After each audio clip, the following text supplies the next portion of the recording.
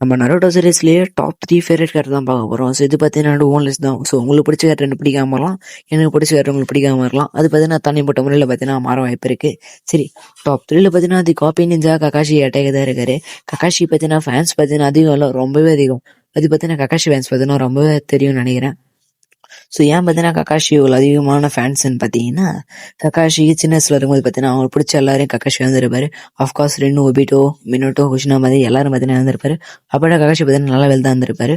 So அது மட்டும் இல்லை, கிளாஸ் எல்லாம் ககாஷியை பார்த்து சில்லறையே சதரோட ஆளே இருக்க மாட்டேன்னு நினைக்கிறேன். ஆஃப்கோர்ஸ் நானும் பார்த்தீங்கன்னா சில்லறை சதரோட்டால் தான் ககாஷி வசரம். சரி, டாப் 2ல பார்த்தீங்கன்னா the yellow flash of the leaf Minato Namikaze தான் இருக்காரு. ஸோ நம்ம ஜப்பானில் பார்த்தீங்கன்னா ஒரு ஓட்டிங் லிஸ்ட் எடுத்திருக்காங்க. அதாவது பார்த்தீங்கன்னா யாருக்கு ஃபேன்ஸ் அதிகம் நருட்டோலாம் பார்த்தீங்கன்னா எடுத்திருக்காங்க. ஸோ அதில் பார்த்தீங்கன்னா செகண்ட் ப்ரைஸ் பார்த்தீங்கன்னா மினோட்டோ தான். ஃபர்ஸ்ட் ப்ரைஸ் பார்த்தீங்கன்னா அது டாப் 1ல் இருக்கிற தலைவர், அதாவது டாப் 1ல் பார்த்தீங்கன்னா அவர் தான் இருக்காரு.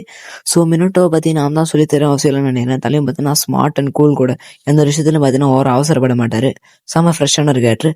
சரி, டாப் 1 பார்த்தா நம்ம சேனலில் பார்த்தீங்கன்னா சப்ஸ்கிரைப் பண்ணிக்கோங்க. டாப் 1ல் பார்த்தீங்கன்னா நம்ம இட்டாச்சி உச்சியாக தான் இருக்காரு.